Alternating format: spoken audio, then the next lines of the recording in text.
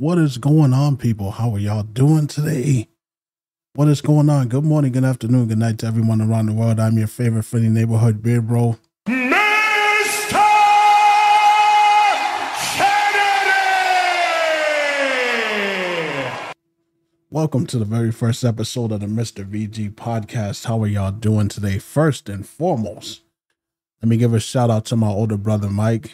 We just celebrated his 40th birthday yesterday, and I got to hang out with my father, got to hang out with both my brothers, and that was a very good time. It was a lot of fun. So shout out to you, Mike. I hope you're enjoying your day. We got a lot of news for y'all today. I mean, shit, I've had at least about a month of notes that I try to compile into this whole thing. So I got some good content for y'all. I hope everyone is doing good today. So let's start off with the miscellaneous news here. Got a couple of games that I'm excited for. Sega, out of nowhere, like just like a bomb dropped on your head. Out of nowhere, they decide that they're going to come out with a new Shinobi game, a new 2D action platformer. Now, Shinobi, for y'all, I don't know if y'all know from the arcade days, that was like their answer to Ninja Gaiden, and it kicked all kinds of ass. And I think the last Shinobi game was for the Nintendo 3DS. That was years ago. I think that was 2011. So when they dropped that on there, like just out of nowhere, like no announcements, just a trailer. And I was like, oh, hell yeah. Give that to me. Like direct it right into my veins and I'll be happy. So, I mean, I'm glad that Sega finally remembered that they have other franchises besides Sonic that they can use. So, yes, I'm happy about that. It will be available on the PS5, PS4, Xbox, Nintendo Switch, and PC on August 29th. Going to buy it? Yes, I can't wait. In other news here, we got Stellar Blade finally coming to the PC. Which I kind of knew that's what was going to happen already. Like, just because they say it's exclusive for the PS5, that don't mean shit these days. That doesn't mean that they're not going to wake up one day and be like, hey, let's put it on PC. But of course, it's not without controversy. It's supposed to be coming out June 11th. The PC version, of course, will include some graphical upgrades. It supports the NVIDIA DLSS, 4 resolution scaling, frame generations, and it also supports the DLAA image enhancement and NVIDIA reflex latency reduction, which is code for, yeah, we just upscaled it, which I don't really think that they need to because this is a PS5 game. You'd think a PS5 game would already have all of that, but whatever. But I'm happy to hear that. But of course, it's not without its controversies because Stellar Blade has been blocked in over 130 countries already, and the game hasn't even been out yet. And it's hard for them to pinpoint why it was blocked, because it couldn't have been the PlayStation's mandatory having a PSN account in order to play the game, because they reversed that not too long after they released this game. So what they narrowed it down to is her possible costumes that they have for the game. It might be considered, too explicit. So they might have blocked the game because of that. That's what it's saying here. It's crazy. Like, it hasn't even come out yet, and over 130 countries have blocked it already. I hope that they reverse it because it really is a damn good game. And from the costumes that I'm looking at, I know for a fact that they changed it and they patched a lot of stuff to kind of, leave her less revealing. I don't really see anything that's really that bad, from the costumes that I see here. I can't pull it up because it's on my other PC. But I hope that they reverse that because there's a lot of people that want to play that game. We've been waiting for that shit for the longest. So hopefully they can work that out.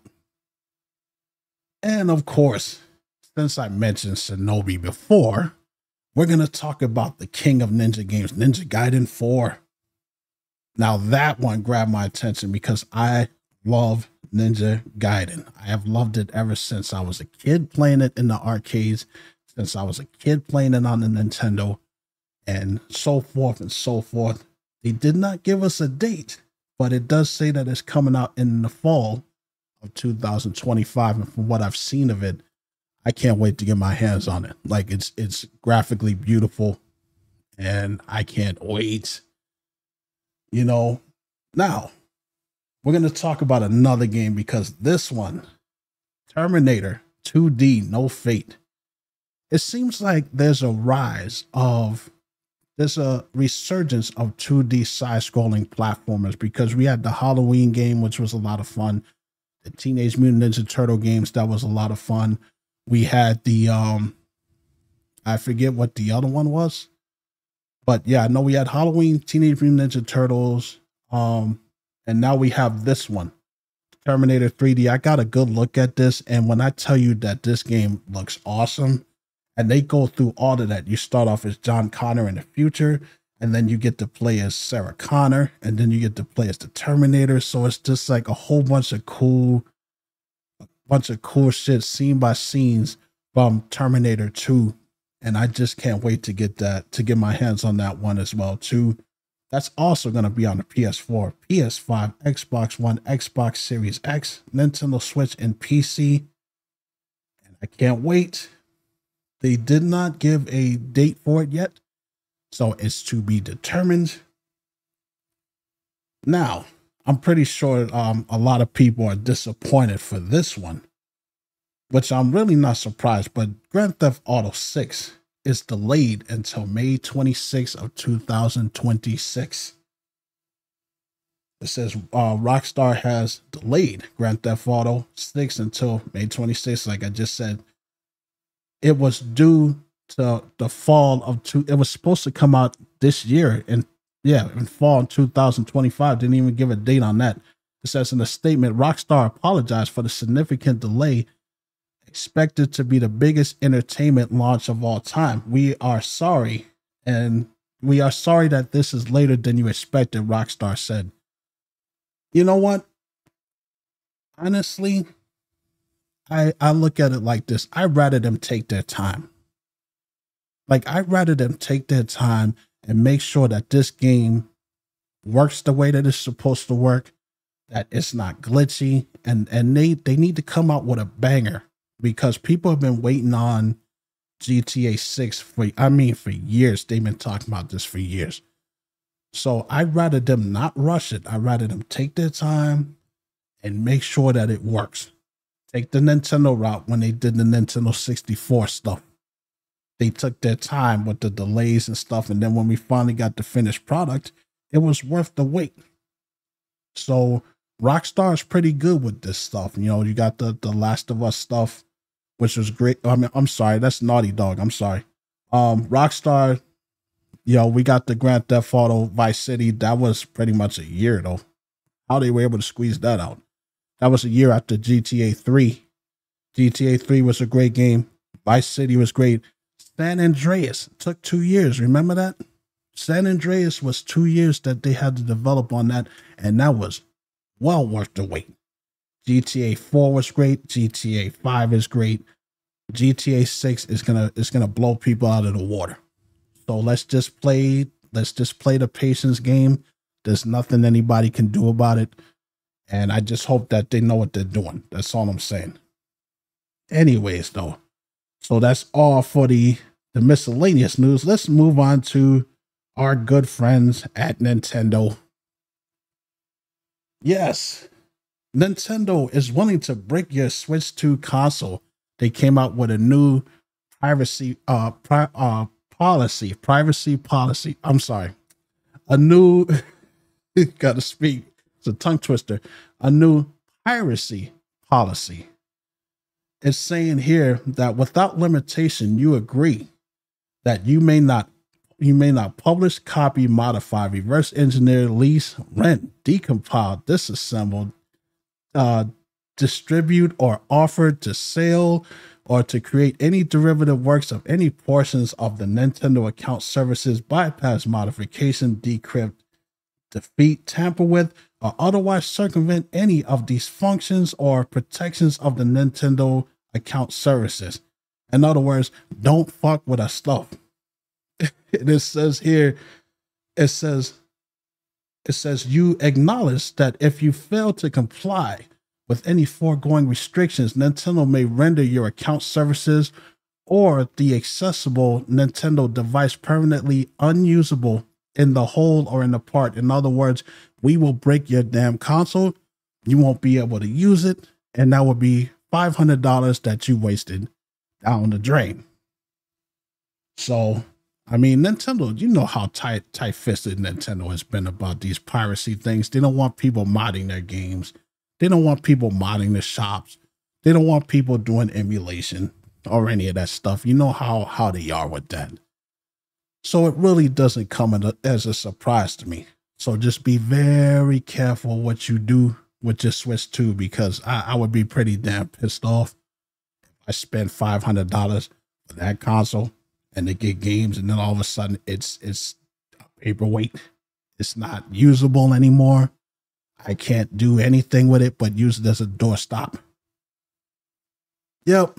And it's saying that that this goes into effect as soon as the Nintendo Switch 2 comes out. Anyways, though, let's move on. Nintendo sues Genki for showing off the Switch 2 before its announcement. Now, see, I don't have a problem with them doing that. It says Nintendo has taken legal action against accessory maker Genki for revealing details about the Nintendo Switch 2 before it was officially announced. The lawsuit filed in California accuses Genki's parent company Human Things of the trademarks of infringement, unfair competition, and false advertising. Nintendo wants the company to stop using its trademarks and destroying all products related to both the Nintendo Switch and the upcoming Switch 2. Nintendo also wants to be paid for damages, saying that it has suffered harm to Genki's actions. The company is asking for the court to treble the damages, meaning triple the amount. Nintendo says Genki's wrongdoing began December 2024 when the company replied to a tweet by GameStop CEO Ryan Cohen. In a tweet, Genki mentioned the launch of the Switch 2 accessories.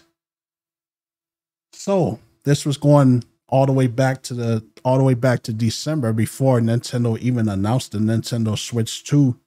So if that's the case, I really don't blame them for wanting to go sue crazy on these guys, because come on, you ruined the surprise, and you're not supposed to do that, man. Like I know that when they have YouTubers review these consoles, they have them sign agreements stating that they're not allowed to say anything about review games or consoles until it is released, which Nintendo or whoever they sign the agreement with can take action anytime that they see fit. So I don't know what the hell Genki was thinking, revealing accessories before the console even comes out. They didn't even know what it was going to look like yet. So it's like, what the hell, dude? So I don't blame them for wanting to sue these guys. Even though Nintendo will pretty much sue you for breeding these days. That's pretty much what they're all about. Anyways, though, I'll keep an eye on that one. I'll update y'all on that. If you guys are a fan of the Killer Instinct series, that's a name from the past that I haven't heard in a long time. But if you're on the Nintendo Switch Online, they finally put Killer Instinct Gold for the Nintendo 64 on the Nintendo Switch Online, which is one of the most awesome fighting games that I've ever played. Like, if y'all don't know what Killer Instinct is, I don't know what y'all were doing with your lives. That was Rare's answer to Mortal Kombat and Street Fighter. And I remember my first time playing Killer Instinct, it was when my dad he went to a pool place with my uncle, and he gave me the quarters to just go out and play the arcades, because you had like a long line of arcade machines. And I mean, you had Virtua Fighter, you had Mortal Kombat 2, which was in the middle of the place, and you had all of these Daytona USA and all of that. And I got my first glance of Killer Instinct and that badass music, that robotic voice, Killer Instinct.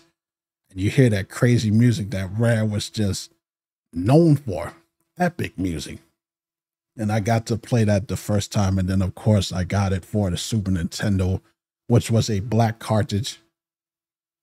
A lot of good memories. So if you guys have never played Killer Instinct Gold and you got the Nintendo Switch, what the hell are you waiting for, folks?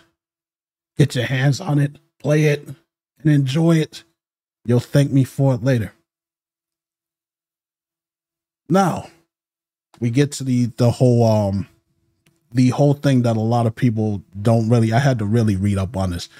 Nintendo comments on the controversial Switch 2 game key cards. So, from what I understand, is that when you buy the Nintendo Switch 2 games, it's literally just a cart that just allows you to download the game onto your Switch. So it's not a physical game. And a lot of people are worried about that, which I mean, they should be, because you don't really own the game. You got the cart that allows you to download the game to the Switch too. So I mean, I can understand that. It says Nintendo's own Doug Bowser has discussed the Nintendo Switch 2 game key cards and has stated that physical games are still a part of the key company's business. However, the Nintendo CEO also provided the same insight as to why game key cards are being utilized for the Switch 2. While many gamers are extremely excited to try out the Nintendo Switch 2, there have been some concerns regarding the new system as well. One of the biggest among these is the existence of game key cards, which makes up the significant percentages of the Nintendo Switch 2 launch titles. Unlike the standard game cards, game key cards only obtain a license to download the game. With the opening of the San Francisco Nintendo store, Nintendo CEO Doug Bowser discussed the game key cards with IGN and how they play a role in Nintendo's business. Bowser reassured that for the immediate future, physical games are still considered an important part of Nintendo's business, and that the company wants to ensure that it has products available to retailers. However, it seems like the game key cards were, at least in part, of utilized to help make the Nintendo Switch more attractive to third-party game publishers. Now, they're saying that, basically they're using these cards so that they can put more powerful games on it. That's what he cited here, that they can put more graphically powerful games on it. There's pluses and there's minuses to it, because if you're buying a game that's $80 and you think that you have the physical game and it's just a license on a cartridge, then you don't really own it. You're basically paying to rent the game. That's what it sounds like to me. So I can understand the concerns of the gamers. I wouldn't like that either. However, if it is what he says here, so that they can be able to put more powerful games, because make no mistake about it, they are putting more powerful games that the original Switch could not play. I saw that when I saw Street Fighter 6 that they're gonna launch with this console. So yeah, we're getting some more powerful games. So I can see both sides, but to me, like, I lean more towards the tide of, come on. When I plop down $80, $90 for a game, I want to own that game physically, period. Like, I want to be able to put it there, pop that in there anytime I want to play it. I'm not really a fan of a license on a cartridge. That's bullshit. Not a fan of that. So, and the rest there, he says, despite a game key card being sold, being a solid in a physical Nintendo Switch case, the item itself is simply a card that's inserted into the console, downloading the game onto the device. This means that that no actual data is on the card itself. Yeah. No, like I said, I stated how I feel about that, folks. I'm not really a fan of that. But we're just, that's the way that things are going. Things are going all digital. That's my thought process on this thing. They're slowly phasing out physical gaming media and even movies and stuff like that. This stuff is going to be streaming stuff. I wouldn't be surprised if the PS6 would just be all digital. I would not be surprised if that's the case. We already know that the next Xbox console, if they come out with an Xbox console, that's probably going to be all digital. It's going to be a whole streaming thing. So it is what it is, folks. There's nothing we can do about it. We'll just have to see how it goes. Anyways, now to good old Sony. Sony fans, we're going to be losing 20 games this month, to be exact. 20 games by May 20th. And there's some heavy hitters on this list that I want to read off to you guys. Grand Theft Auto 5 for both the PS5 and PS4. That's going bye-bye. You got Motor GP 24 for both the PS4 and PS5. Sims 4. Island Living for PS4. Walkabout Mini Golf. Who cares? We got Synth Riders for the PSVR 2. We got Resistance Fall of Man for the PS3. We got Resistance 2 for the PS3. Ghostbusters Rise of the Ghost Lord for the PSVR. Before Your Eyes on the PSVR. The Walking Dead Saints and Sinners for the PSVR 2. And also for the they also got Saints and Sinners Chapter 2 as well too. It's also Walking Dead. We're also losing Lego Marvel Superheroes 2 for PS4. Granddad Alien Dawn for PS4, PS5, the Lego Movies 2 video game for PS5, Ghost Runners, Payday 2, Bloodstained Ritual of the Night for the PS4. So it's only going to be on the PS5. And that sucks. So if you're on the PS4 and you haven't downloaded that game yet, I don't know what the hell you're doing. Because if you're a Castlevania fan, you'll love that game. Get it while you can. Portable Knights, Enter the Gungeon, Batman Arkham Knight, and Infamous Second Son. Damn, that's a game that I haven't heard in a long time. I haven't played that in years. I think that was the last time I played Infamous was on the PS3. It was alright. It was one of those games I would pick up and play every now and again when I had nothing else to do. And I just had other games that I liked before that. So anyways, though, we got some heavy hitters in here that they're losing the licenses to. So get them while you can. Unless you're going to upgrade to a PS5, then you'll be just fine. But if you're someone that can't afford these bullshit prices that they're increasing on this stuff, yeah, it sucks to be you. Now, it says that artist accuses PlayStation game of lifting her work. Studio admits to oversight, so they actually did. It says Fern Hook, a 30-year-old independent artist in Scotland, noticed something funny and familiar about Marathon, which is the game that took her artwork.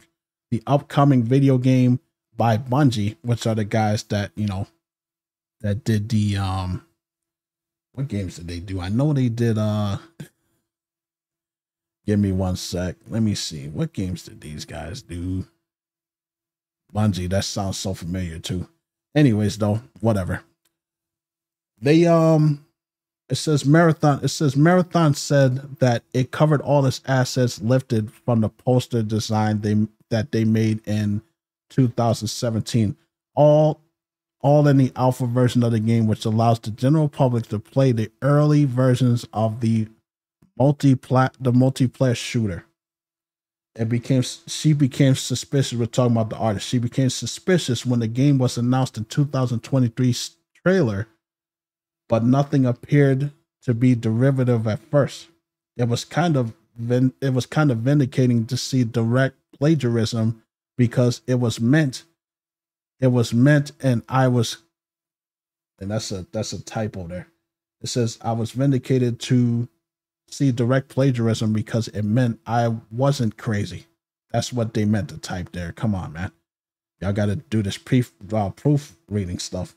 We're feeling uncomfortable with the overall direction. Hook said to the Washington Post, I kept quiet about it because I was advertised to seek legal action, but I didn't have enough time or money to fly to the US to pursue the unwinning case against Sony. So Marathon stole her work, didn't give her the credit for it, and she couldn't take action because she didn't have the money and time, which I can definitely understand that, to take on a juggernaut like Sony. And I know that's got to be disheartening for her. The Marathon developers, this is Bungie, they talked about, they said on X that it was looking into a concern regarding unauthorized use of artist decor in Marathon. Dang, you guys got to learn how to type, bro. These guys are bad with this stuff. Artist decor in Marathon, and confirmed that a former Bungie artist, that's what they meant to type, including these in a texture sheet that was ultimately used in the game. The issue was unknown by our existing art team, and we are still reviewing how this oversight occurred. In the studio posted on X, that's what they posted. It says, adding to it, contacting Hook to discuss the issue was committed to do by the right. Dang, you guys are terrible at typing. Oh my God. There's so many typos on this. It says it was committed to do by the right, the artist. That's what they typed. Holy crap. Yo, do people not proofread this shit before they post it? The studio said that it is conducting a review of the game's artwork significantly, the images made by the former artist, and implementing stricter checks to document all artist contributions, which is what they should have done to begin with. These guys don't check their own stuff before they push out trailers and all of that stuff, man. They literally just take people's artists, and they admitted that they took this woman's artwork without even checking to see if the woman still works there, without even checking with her. And you guys got caught with your hand in a cookie jar.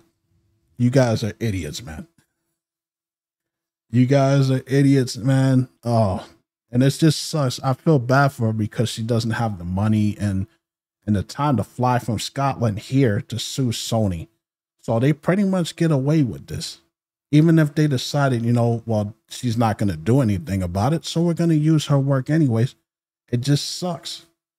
All that hard work, because it's not easy. I used to work for security for EA, and I watched these people work, 12, 16, 15-hour days working on artwork and stuff. It's not cool, man.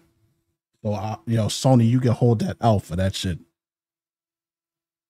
So we got PlayStation's Fair Games reportedly delayed, which Fair Games is one of those another one of those multiplayer games, because we don't have enough of those. But it says it's delayed as studio head leaves. So we have a lady, Miss Jade Raymond. She leaves PlayStation's Haven Studios. It's the company that she founded. So it says the industry veteran Jade Raymond founded Haven Studios in 2021, and it was acquired by PlayStation in 2025, now just a few years later. Before the team could release its very first game, a online heist shooter, Huzzah, named Fair Games, Raymond has exited the company. Bloomberg broke the news, revealing PlayStation's leadership didn't give the Haven staff enough reason for her departure, so they didn't even tell them why she was leaving. But notes that it occurred several weeks after an external test of Fair Games. The publication's sources say some developers at Haven were concerned about how the game was received and its progress. A lot is riding on Fair Games as part of PlayStation's push for live services games. Through many, they brought up Concord. Oh my God. Though many have since been delayed or canceled in development, PlayStation is looking for another hit like Helldivers and not another fail like Concord. Oh my God. Concord has become the measuring stick for all games that fail, but still stumbles with recent releases like, oh my God, they won't leave it alone. Still stumbles with recent releases like Concord, which shut down less than 2 weeks after its launch, with a lukewarm reception to Bungie's upcoming marathon, which is now in hot water as a result of plagiarized art, which is what I just mentioned with the artist that had her stuff stolen. Sony said Jay Ramone has been an incredible partner and visionary force in founding Haven Studios. A PlayStation spokesperson said to Bloomberg, "We are deeply grateful for her leadership and contributions, and we wish her well in her next chapter." So they don't know why she left.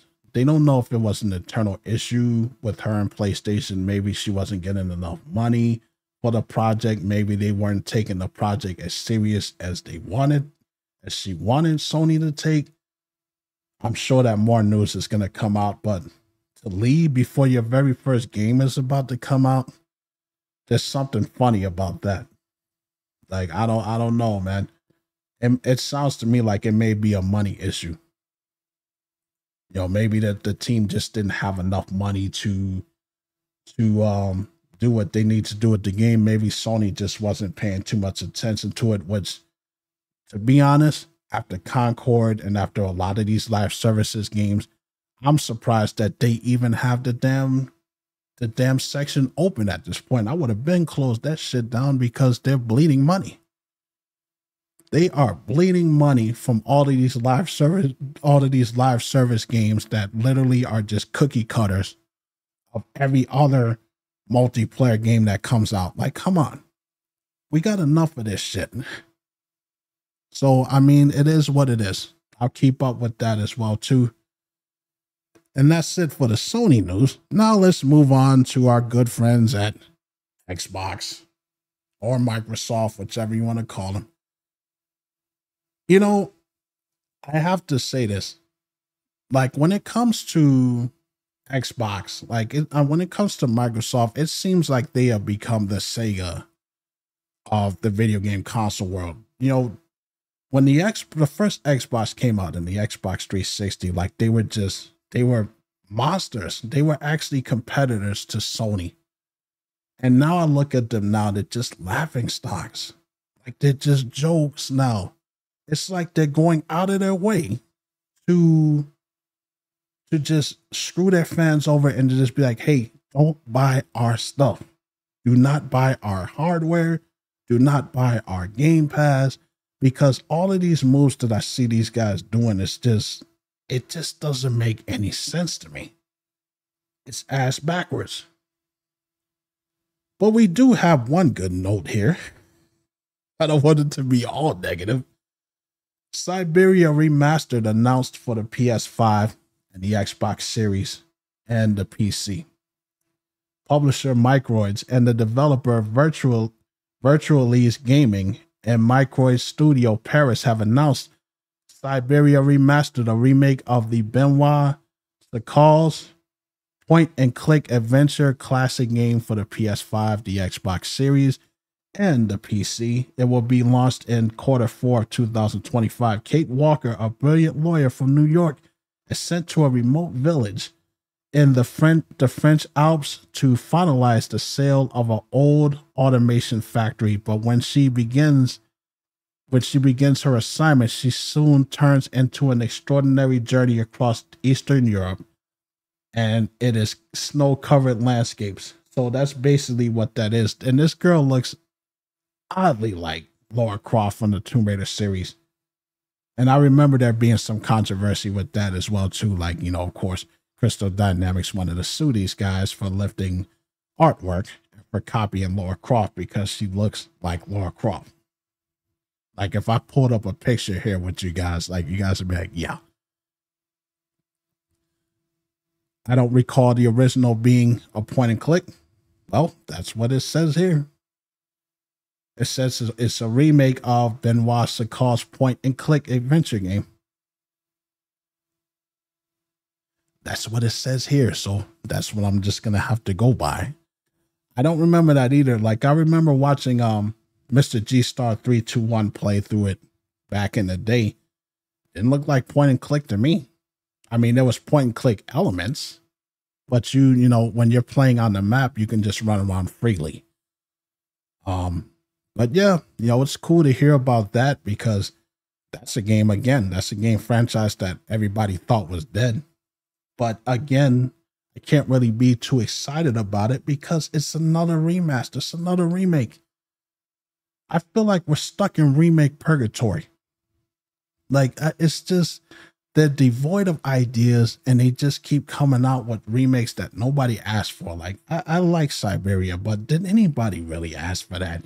It's the same thing that I said about Oblivion, Elder Scrolls Oblivion. Who asked for that? People are asking for Elder Scrolls 6 and they give us a remake of a game that everybody has already played. Yo, and it's just like, damn, like, come on. Like, that's like putting a Band-Aid on a gunshot wound. It's not going to work. People, yeah, oh, nostalgia. But once the nostalgia goes away, you know, people are just going to be like, okay, what's next? Are y'all going to give us a new Elder Scrolls? Are y'all going to give us a new Gears of War? Because they're doing that as well, too. They're porting a remaster to the Switch of, what's it called? Gears of War. Which, you know, that seems to be Xbox's thing. Let's put our games on everybody else's consoles instead of working on ours.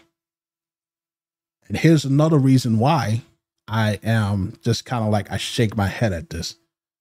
Once again, we're getting an Xbox price hike.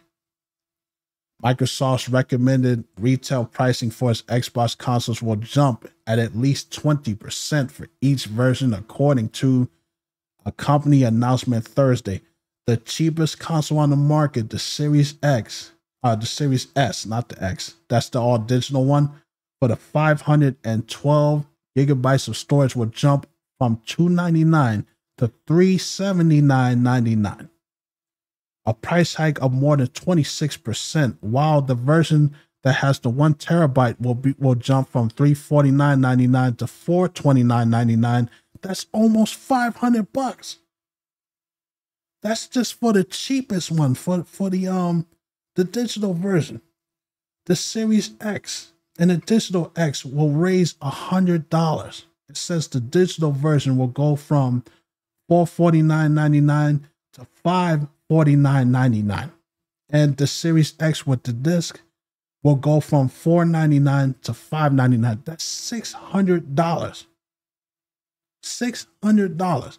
Microsoft said it will also raise prices of some of its games to $80 in time for the holiday season, following in Nintendo's footsteps after it raised some of its game prices to $80 in April, breaking the previous industry standards for a $70 game. Microsoft did not mention Trump's tariffs by name in its announcements. They called it they cited market conditions and raising the cost of developments as a reason for the price hikes. Are they out of their fucking mind? Excuse my language. You already, like, make this make sense to me. Explain this to me, chat. You already have a hard time selling your console already. A lot of people are not buying the Xbox consoles, whether it's in the US, whether it's in Canada, whether it's in yo, bumfuckaroo, yo, whatever country.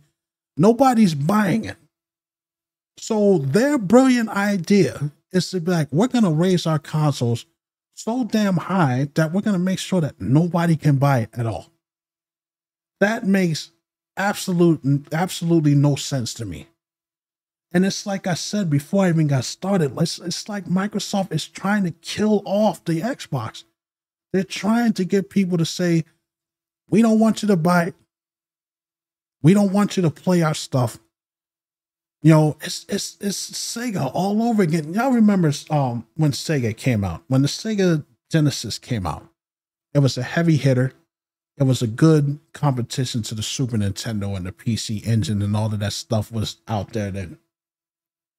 Nintendo was moving on. They announced the Nintendo 64. What was Sega doing?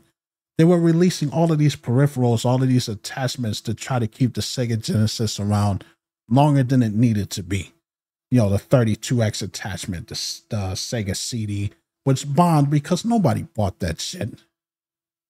And then they were trying to push out consoles. They wanted to do a standalone 32X, which was, believe was called the Sega Neptune, which failed. By the time they got to the Sega Saturn, which was actually a great console, they had made so many stupid ass decisions, they didn't really have much money left. So when we finally do get a great console like the Dreamcast, by the time we got to that, they were so far in debt that the Dreamcast only lasted 2 years. And, so ends the story of Sega, because they haven't made a single console since then. And the Dreamcast, I believe, came out in 1999. And it was done by 2001. My point is, I'm using that as an example. It's like, what the hell are you doing? Like, why are you making these stupid ass decisions?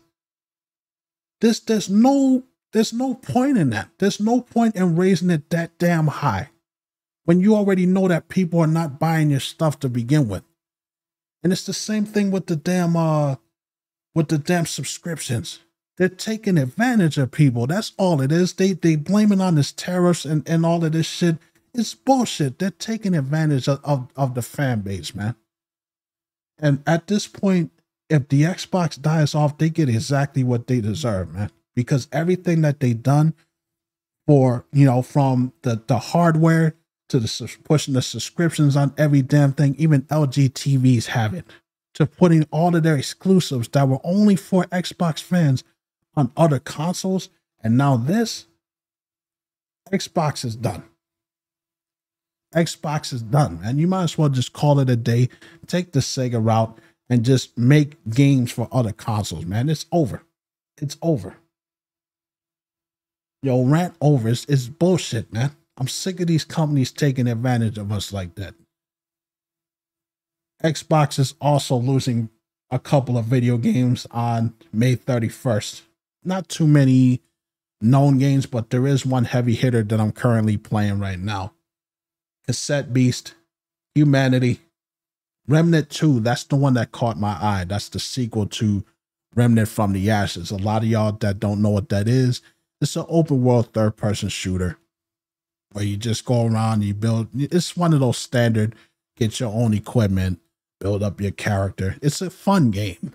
If you guys haven't played it, I got both of them on my background back here. They're also losing Slave X, which is a Terminal Afterthought. I don't know what that game is. And they're also losing Fireworks on the PC Game Pass. So not as many games as PlayStation, but still losing some of these licenses. And it's just, oh man, I just don't understand it. I just don't understand. Yes. Other than that, that is the end of my notes there, folks. Pretty smooth episode here. I hope that you guys enjoyed the very first episode of the Mr. VG podcast. I will be back probably on Sunday to finish up Metroid Dread, because I need to finish that, and then I need to finish off Saints Row the Third. I'm sorry I didn't do a stream yesterday because I was, spending my brother's birthday with him, spending time with my family. You're right. Midnight is corporate greed, man. Nothing else but that, man. And it's like, it's only going to get worse. It's only going to get worse, But anyways, though, I will say this before I end here, and then I won't say anything about it again. Shout out to Kelsey Fearless. She's a sweetheart. She's amazing. The Hot Taste podcast, I won't be doing that anymore. I'm not going to say that it's over for good, but from now on, this is going to be the route that I'm taking. The Mr. VG podcast will be my thing. I will always be grateful for that show.